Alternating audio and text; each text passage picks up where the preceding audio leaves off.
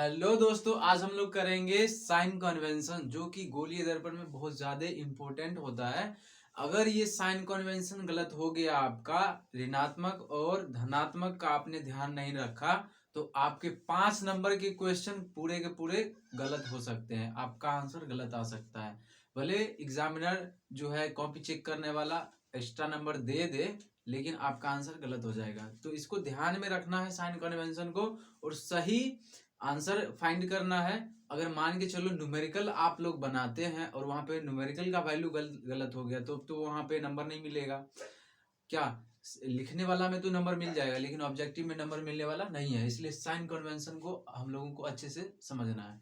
तो चलिए वीडियो को शुरू करते हैं। और चैनल पे नए हैं तो आप सब्सक्राइब कर लीजिए। और हम लाइव क्लास भी आप लोगों के साथ करने वाले हैं, जो क्लास 10th में बच्चे हैं, जो 6 to 12th हैं, उन्हीं के लिए। तो आप बेधड़क हमारे साथ लाइव स्ट्रीम कर सकते हैं फ्री ऑफ कॉस्ट। यूट्यूब पे कोई चार्ज नहीं लगता है। तो चैनल को सब्सक्राइब कर लीजिए, बेल घंटी भी दबा के नोटिफिकेशन कॉल पर सेलेक्ट कर लीजिए। चलिए शुरू करते हैं। तो देखिए, सबसे पहले साइन कन्वेंशन को समझने के लिए हम लोगों को क्या करना होगा, मतलब क्वाड्रेंट समझना होगा। कोऑर्डिनेट ज्योमेट्री का थोड़ा सा पार्ट है, यहाँ पे यूज करेंगे हम लोग और इसके हिसाब से समझेंगे। तो उसमें हम लोग देखते हैं कि यहाँ पे मूल बिंदु होता है, और कोई भी दूरी हम लोग कहाँ से मापते हैं, मूल बिंदु से मापते हैं। जैसे फीता होता है ना, इंची टेप, वहां भी क्या करते हैं, एक लेते हैं और 0 पे रखते हैं, यहाँ पे लटका के मान लो यहाँ पे रखेंगे, फिर खींचेंगे तो 1 2 3 4 5 करके आता है। लेकिन शुरू कहाँ से होता है, 0 से शुरू होता है। तो यहाँ से मूल बिंदु है और यहीं से हम लोग मापेंगे दूरी। तो इधर जो है दायां साइड है और इधर बायां साइड है। ये ऊपर है और ये नीचे है ना।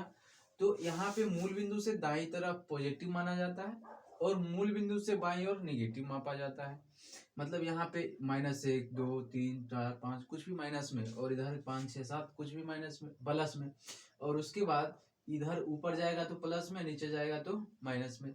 ठीक उसी तरीके से मतलब इधर जाने का मतलब क्या हुआ, दूरी। दूरी 1 point 2 point 3 point 5 point. Point का मतलब 1 inch 2 inch 1 foot 2 foot 1 metre 2 metre 5 metre, जो भी यूनिट हम मान रखेंगे उसके हिसाब से हम लोग यहाँ पे काम करेंगे। क्या आगे चलते हैं, उसी तरीके से सेम चीज यहाँ पे यूज करना है। अब जो है हम लोगों ने पढ़ा है कि गोलीय दर्पण में सभी दूरियां ध्रुव को मूल बिंदु मानकर मापी जाती है। तो हमारा जो है मूल बिंदु कौन होगा, यहाँ पे ध्रुव होगा। ध्रुव को हम लोग बार बार चिल्ला चिल्ला के पोल पोल बोल करके ध्रुव बोलते हैं, या फिर पोल बोलते हैं। क्या 1000 बार हम लोगों ने सुना होगा कि ध्रुव है पोल है, ध्रुव है पोल है। चलो, तो ध्रुव।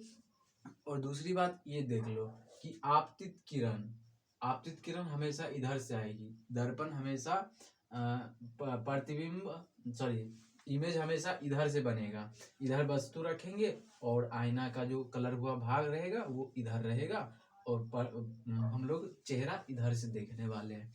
तो ऐसा होता है। तो कोई भी स्थिति लेंगे, अवतल लो उत्तल लो समतल लो, तो इसी तरीके से रखेंगे। प्रतिबिंब ऐसे नहीं खींचेंगे हम लोग। तो आपतित किरण की दिशा ये है, और आपतित किरण की दिशा मूल बिंदु से, आपतित किरण की दिशा में मापी गई दूरी धनात्मक होती है, और आपतित किरण के विपरीत दिशा में मापी गई दूरी ऋणात्मक होती है। प्रधान अक्ष के ऊपर मापी गई दूरी धनात्मक होती है, और नीचे मापी गई दूरी ऋणात्मक होती है। तो बस इतना ध्यान रखना है और इसको मूल बिंदु मान लेना है, और सभी दूरियां यहाँ से मापनी है।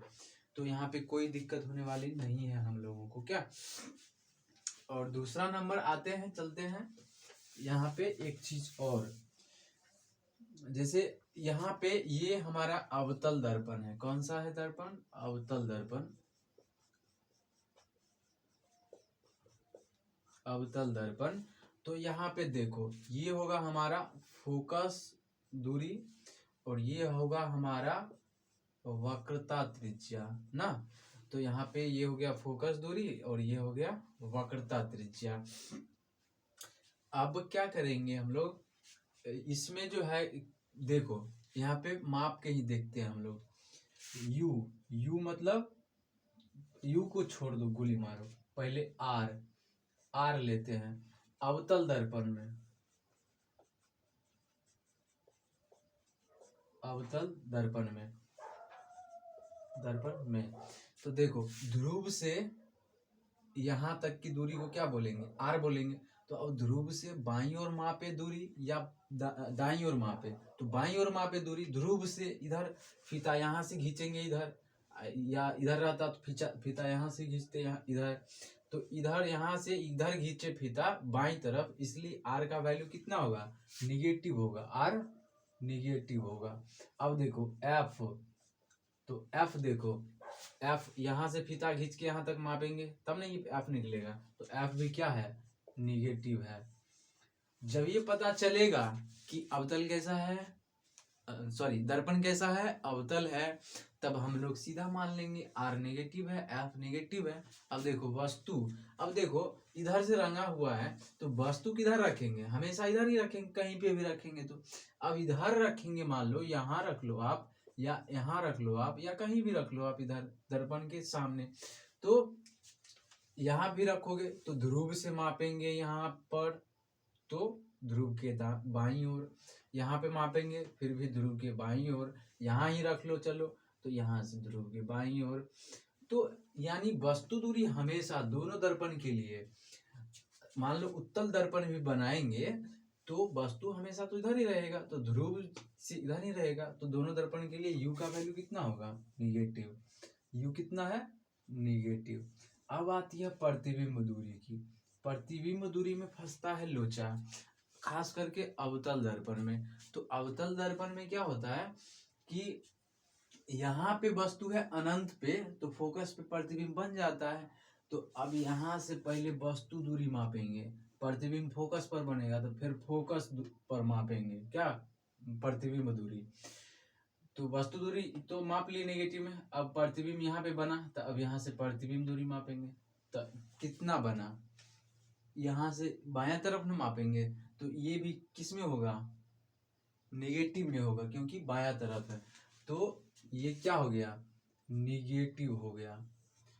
अब देखो ये अवतल दर्पण में आप लोग देख रहे हैं कि चारों चीज क्या आ गया, नेगेटिव, लेकिन प्रतिबिंब देखो वस्तु को यहाँ पे लाओ फोकस पे, और फोकस के बाद धीरे धीरे यहाँ पे लाओ, ध्रुव और फोकस के बीच रखो, तो देखने को मिलेगा कि प्रतिबिंब जो है इधर बन रहा है, बहुत लंबा बन रहा है, इससे इतना बड़ा है वस्तु, तो इसका इतना बड़ा प्रतिबिंब बन रहा है।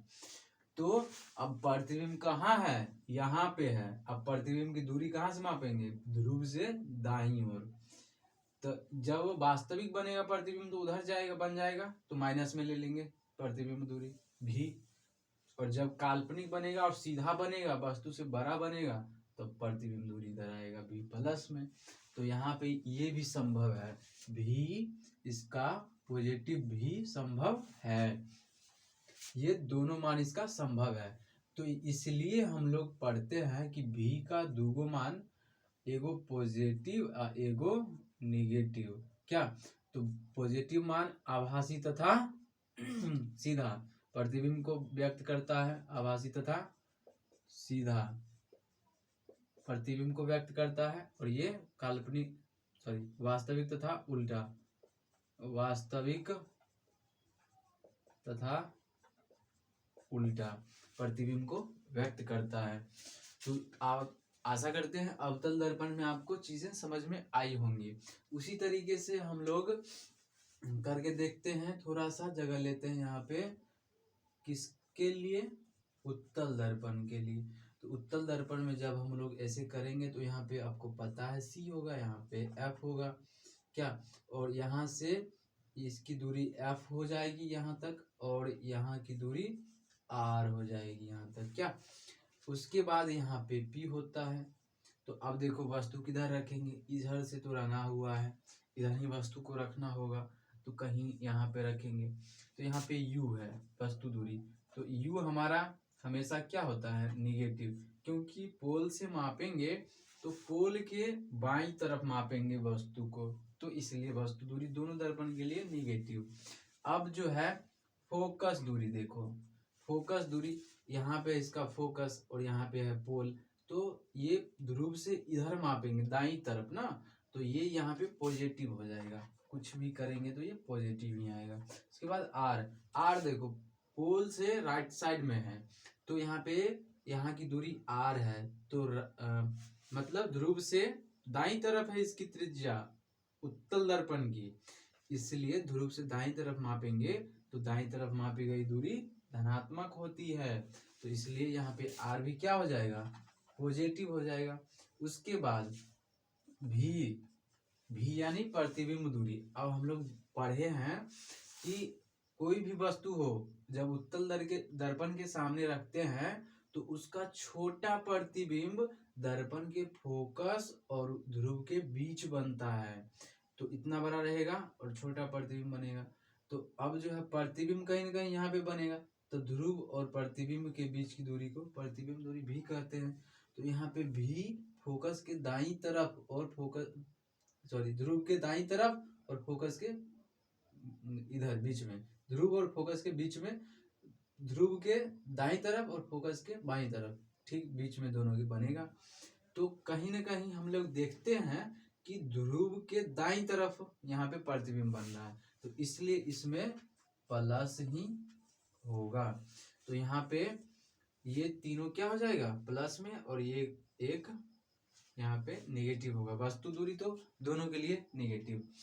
तो अब यहाँ पे सवाल उठता है ये वाला भी का पॉजिटिव और नेगेटिव मान, तो सिर्फ ये अवतल दर्पण के लिए होता है, आभासीता सीधा वास्तविक तथा उल्टा, उत्तल दर्पण के लिए नहीं होता है। इसमें सदैव वस्तु का छोटा प्रतिबिंब काल्पनिक तथा सीधा बनता है, और साइड मिरर के रूप में इसलिए इसका यूज किया जाता है क्योंकि बड़े से बड़ा क्षेत्र ये क्या कर सकता है, देख सकता है। यहाँ से प्रकाश आएगा यहाँ आंख में जाएगा, यहाँ से आएगा यहाँ आंख में जाएगा, बहुत बड़ा क्षेत्र को पीछे वाला को लोग छोटा आईना में देख सकता है सामने, इसलिए गाड़ी के साइड मिरर में उत्तल दर्पण लगाया जाता है ताकि पीछे बड़ा से बड़ा भी कोई चीज आ रहा है, ट्रक हो या फिर कोई भी बस हो, तो उसको छोटे से छोटे दर्पण में देखा जा सके, इसलिए साइड मिरर में उत्तल दर्पण का उपयोग किया जाता है।